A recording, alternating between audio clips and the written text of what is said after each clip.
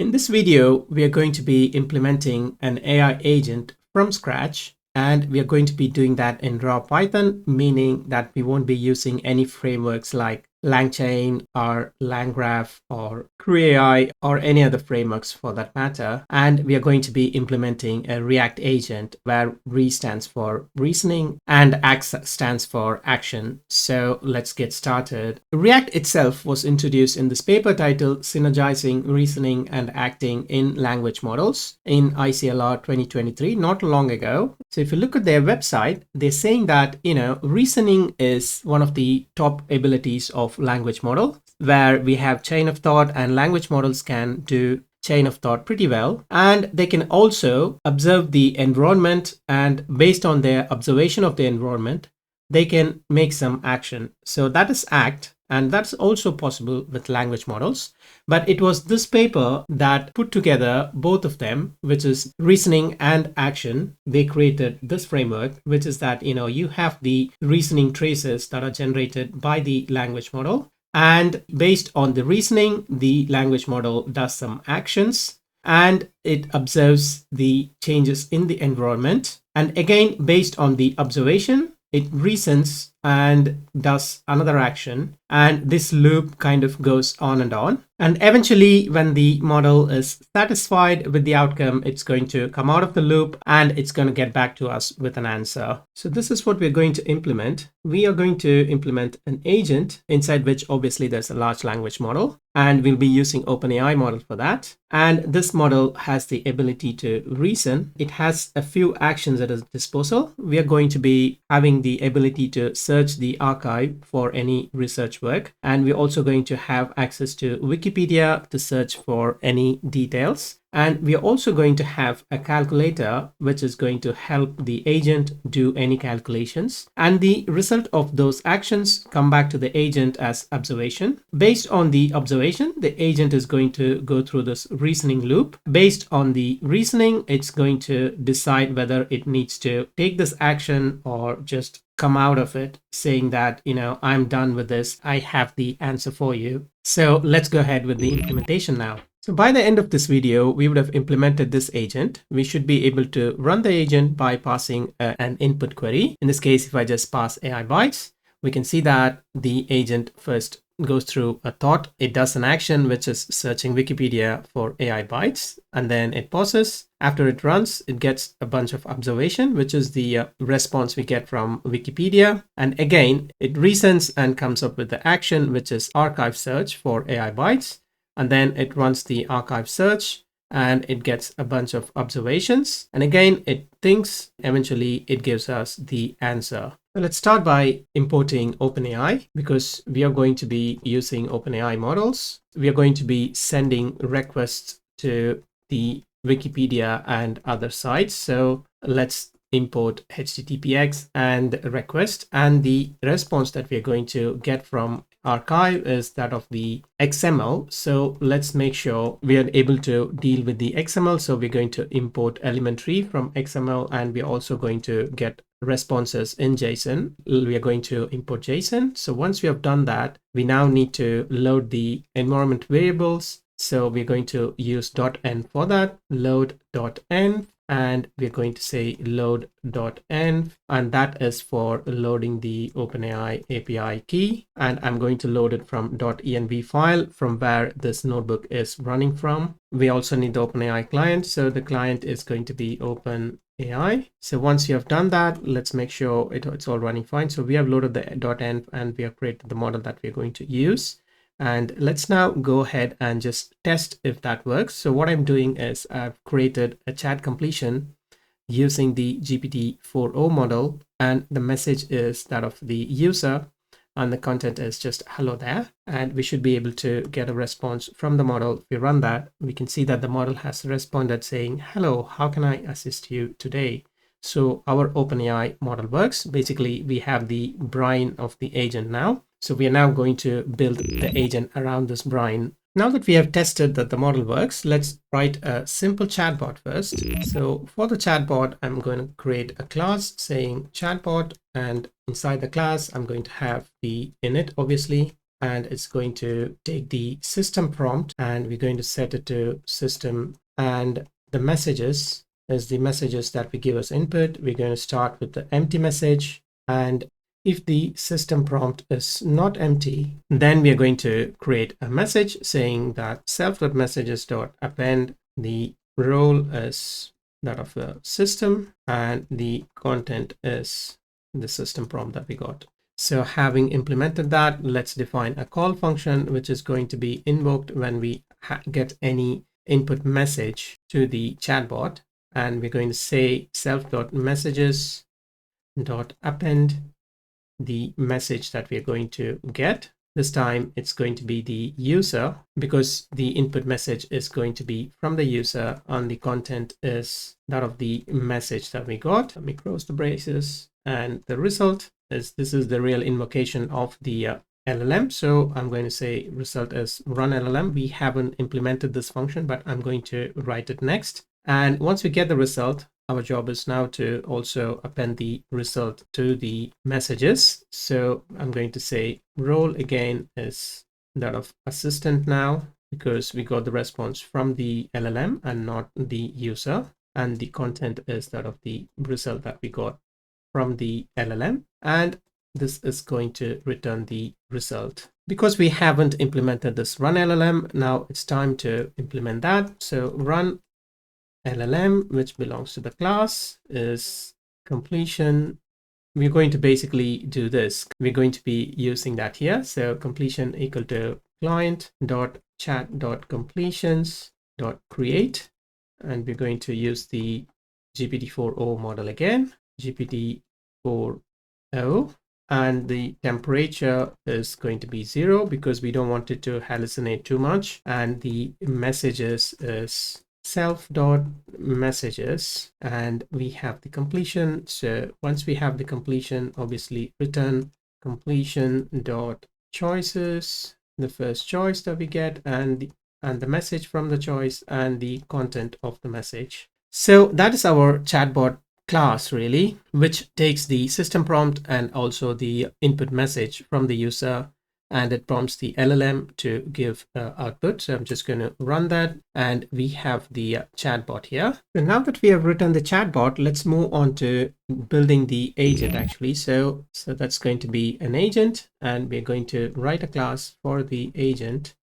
And the agent is going to be obviously initialized with a few inputs. So we're going to have init function, and it's going to take a system prompt, which can be empty. Because it's going to be a loop, we need to fix the number of turns or the number of iterations that it goes through in a loop. By default, I'm going to set it to 1. And we are also going to pass some actions, which are none to begin with, but we can pass whatever the actions, for example, browsing the wiki or searching the archive research papers.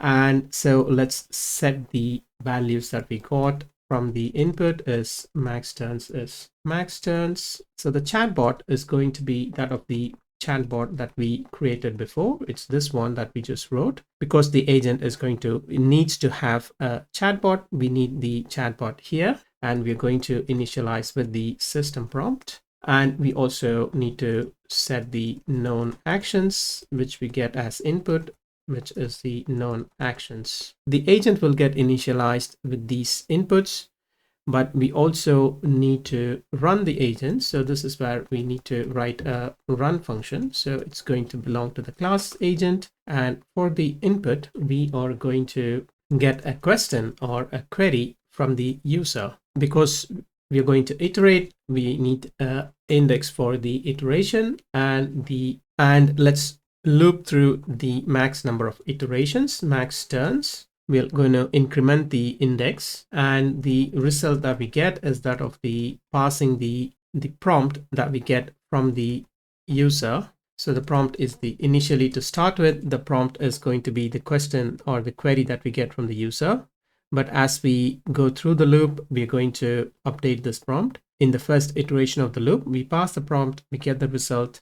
And with that result, we're just going to print the result just to see what we are getting from the bot. And we are now going to define the actions. The actions is going to be dynamic, and we're going to get the actions from the results that we get from the bot. So how do we extract the action? We need to use a regular expression. So self.action re equal to, we're going to say re.compile, and we're going to look for action basically. So we're going to look for this action colon in the output that we get from the LLM. So the regular expression for that is this action. So that's the regular expression for the action. We're going to check this result for the actions, and we're going to extract the action from that. For that, we're going to say action self.action re dot match a for a in result dot split if action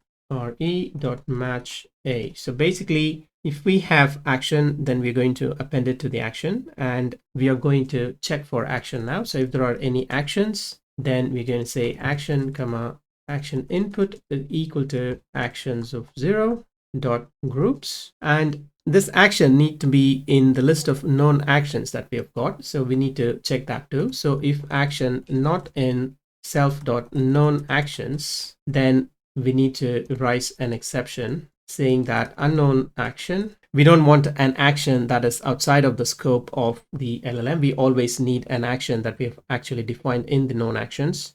Having said that, let's just define the actions now. So self known actions is known actions.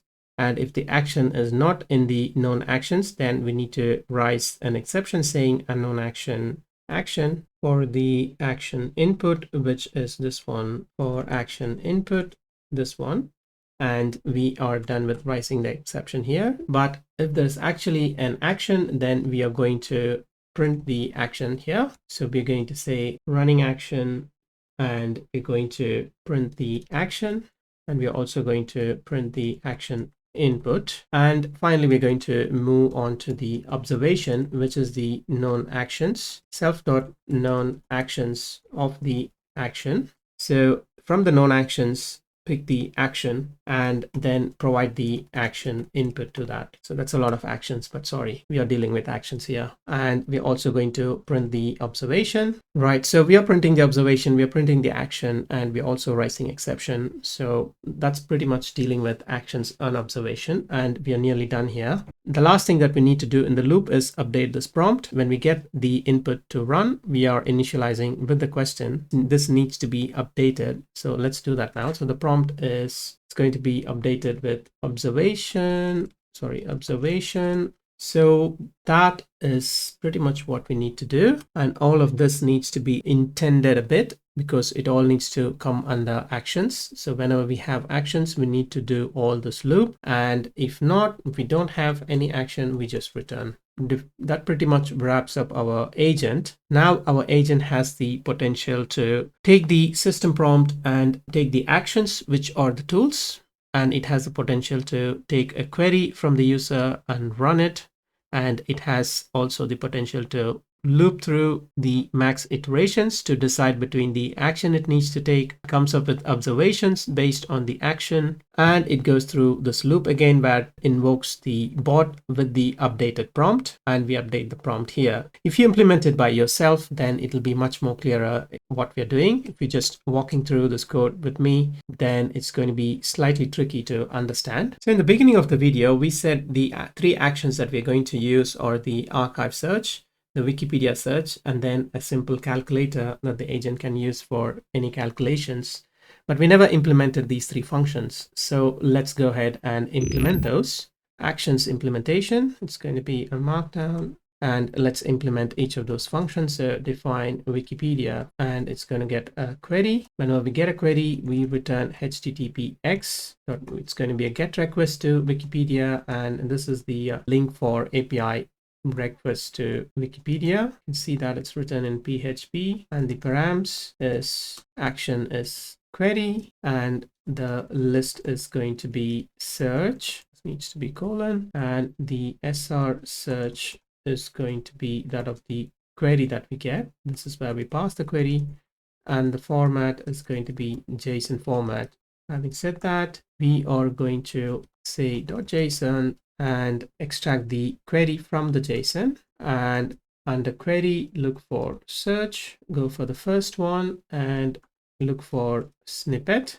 So this is not a comma, this is a colon. So that seems to work now. Now let's also define the archive search with the query. For the archive search, the response, the URL is that of the http export.archive.org/API/query, and the search query is looking for all colon and the query that we get. And we also need to pass this parameter, which is max results. Let's just stick with one result at the moment. And let's look for the response, which is the requests.get. Again, we need to get from this URL with the query that we have just passed. We're going to stick it to the URL and then pass the get request and get the response here. And once we get the response, it's going to be unfortunately in XML format. So we need to do some post-processing. We're going to be doing et.from string response.content, and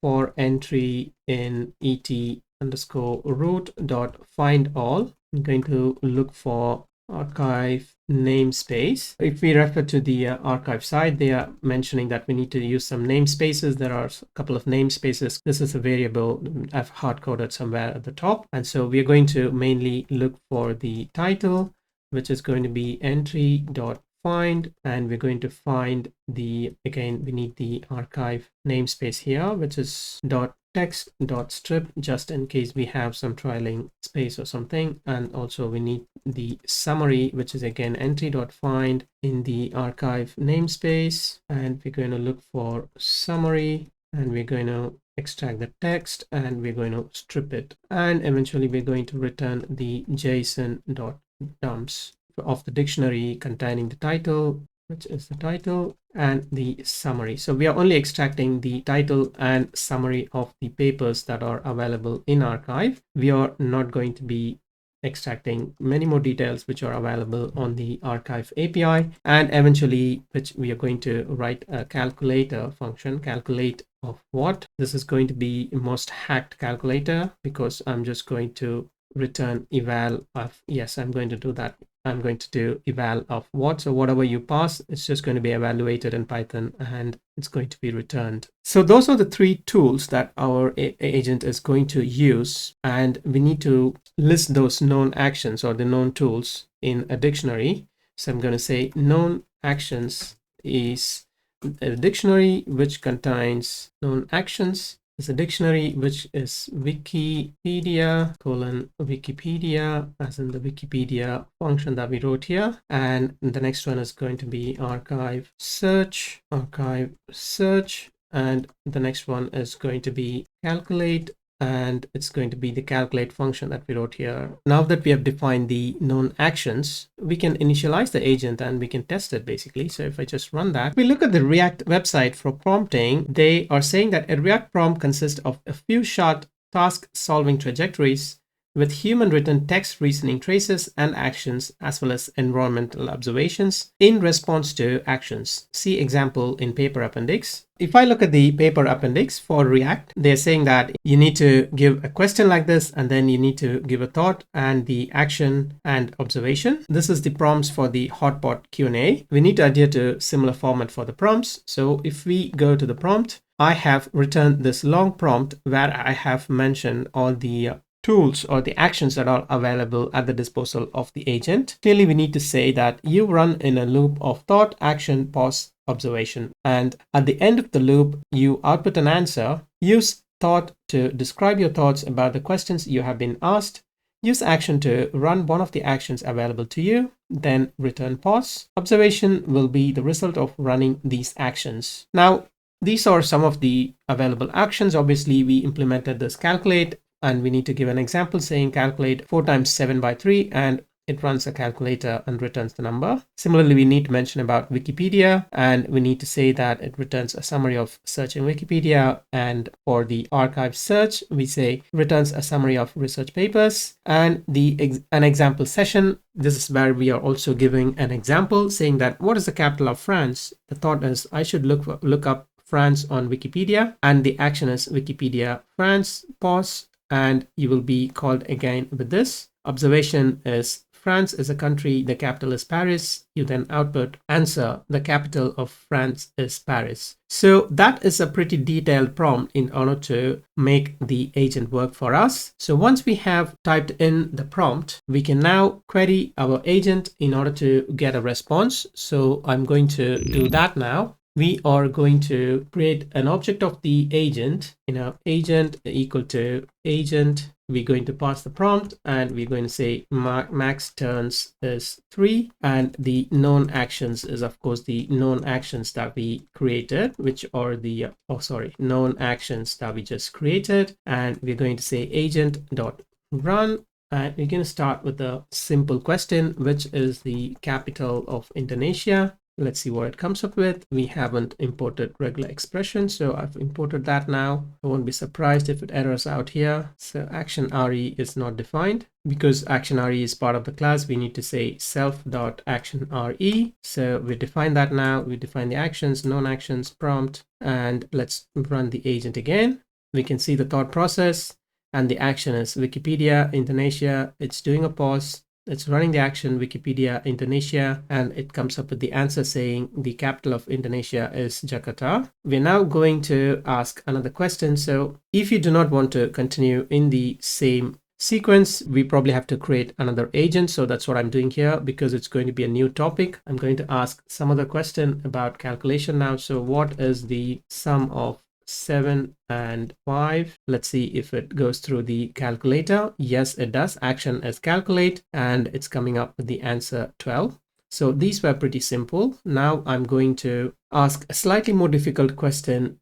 Explain the light rag paper. Run it again. We can see that it goes through the thought. Its action is to do an archive search. It decided to do an archive search because we mentioned paper here, and it says that to provide an explanation of the light rag paper, I should search for it in academic database to find relevant research papers and summaries. And so it chose archive search. It's running that. It is giving the observation, which is the title and the summary. So it has extracted the abstract from archive, and it's given the answer that the light rag paper introduces a system called light rag, which is a retrieval augmented generation framework designed to enhance LLMs by integrating external knowledge sources. So that's bang on. Now I'm going to make it slightly more difficult, and I'm going to again ask about us, which is AI bytes. I'm just going to simply say AI bytes. Let's see if it goes through a few loops. To find that, it chose Wikipedia, the observation, and it's pausing again. Then it's doing an archive search. It's going through the loop again, the observation, the thought.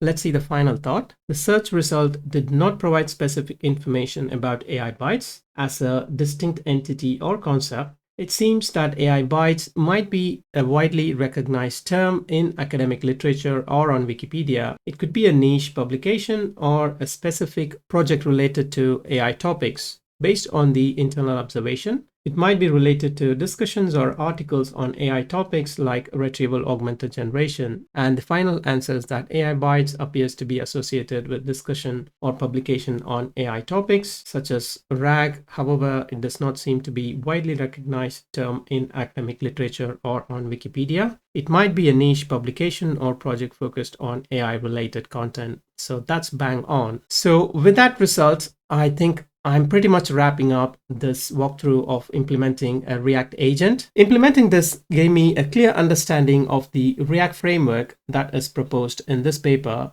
and it made me clearly understand how the LLM does the reasoning and switches out of it in order to do some action and get the observation from the environment, and again continues its reasoning loop. So hopefully this helps you understand the fundamentals of how AI agent works. And I hope you found that useful. I will see you in my next video. Until then, take care.